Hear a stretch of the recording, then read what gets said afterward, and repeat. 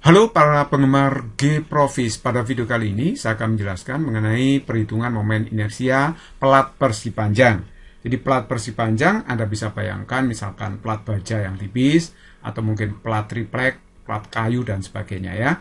Nah, ini akan diputar dengan sumbu putar Y ya. Di mana sumbu Y ini adalah sumbu yang melewati pusat massa dari benda tersebut. Nah, pusat massanya itu adalah titik O. Pusat massa maksudnya ya tengah-tengahnya ini ya. Jadi ini saya anggap sebagai sumbu X yang horizontal. Jadi sebenarnya O itu adalah pangkal koordinat. Dan nanti memutarnya seperti ini.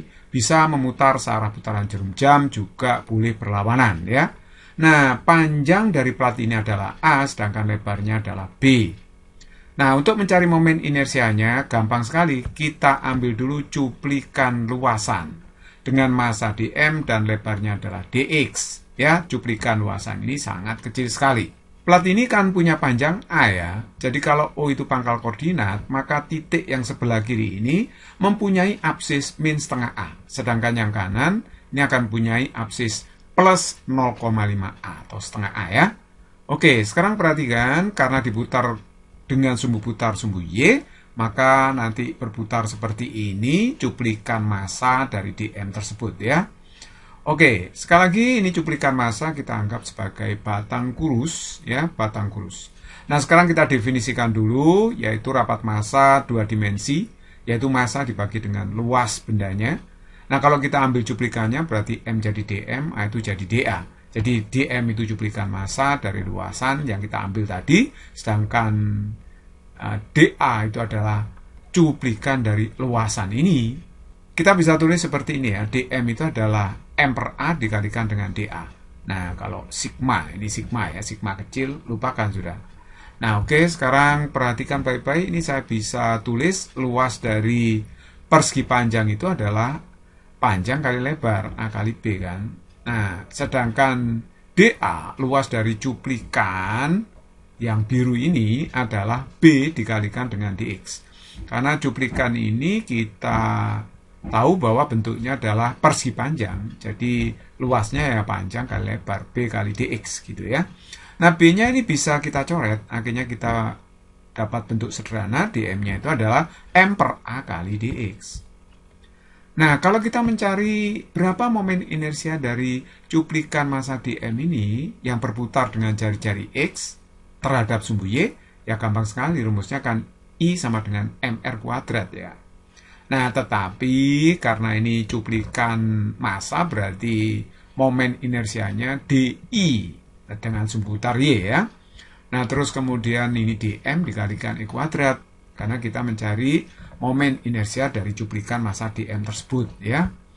Oke, nah kalau begitu di sini saya bisa tulis X kuadrat kali dm ya kan. Nah, dm-nya itu saya ganti dengan M per A kali dx. Kalau dm-nya saya ganti dengan ini, nah ini kan masuk. Nah, kalau mencari I-nya saja ya, maksudnya momen inersia terhadap sumbu putar Y, ya kita main integral. Jadi kalau I-nya itu adalah integral dengan batas dari min setengah A, ya di sini, sampai dengan plus setengah A dari E kuadrat M per A dx. Nah, seperti itu. Oke, karena M per A itu adalah bilangan atau konstanta, bisa keluar dari integral. Nah, ini sudah saya keluarkan. Terus kemudian yang diintegral itu berarti cuma E kuadrat aja. Oke, terus kemudian kita lakukan integralnya. E kuadrat kalau diintegral ya X pangkat 3 per 3. Ini integral yang sangat sederhana. Batas integrasinya min setengah A sampai dengan plus setengah A. Oke, nah sekarang 3 ini bisa saya keluarkan ya. Bisa saya keluarkan, karena ini kan bilangan. Jadi ini yang dalamnya kurung ini tinggal X pangkat 3 aja. Batasnya tetap min setengah A sampai dengan plus setengah A. Oke, untuk menghitung ini kita tinggal memasukkan saja. Jadi setengah A positif, ini kita masukkan ke sini ya. X-nya diganti ini, setengah A pangkat 3, terus dikurangi dengan, nah X-nya minus ini ya. Minus setengah A pangkat 3. Oke, sekarang kita hitung ya. Jadi yang dalam kurung kita hitung dulu. Setengah pangkat 3 itu /8, A pangkat 3 ya. Nah, ini setengah A pangkat 3 itu minus 1/8 A pangkat 3. Kali minus, jadinya positif ya. Oke, jadi kalau begitu, yang dalam kurung ini kalau dihitung 2/8 kali A pangkat 3. Nah, ini kan 2/8 seperempat, 4 kali 3, 12, apakah 3 dibagi A kuadrat. Jadi kalau begitu, IY-nya ketemu 1/12 MA kuadrat.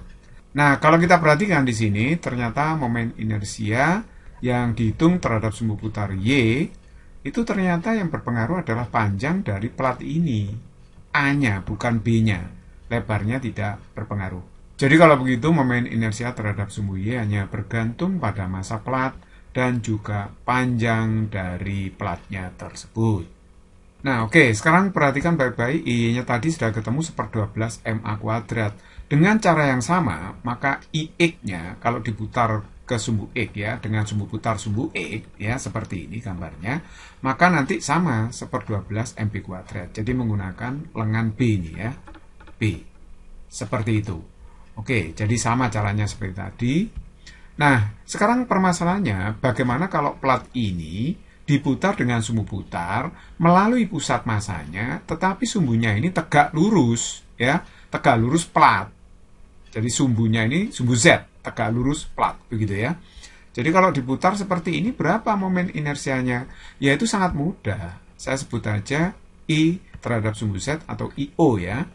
IO berarti maksudnya adalah momen inersia terhadap sumbu putar yang melalui pusat massa dan tegak lurus plat ini. Yaitu kalau begitu kita tinggal menjumlahkan aja IX dengan IY itu. Nah, kalau saya jumlahkan ya sudah, saya masukkan aja. IX-nya kan 1/12 MP kuadrat. IY-nya 1/12 MA kuadrat.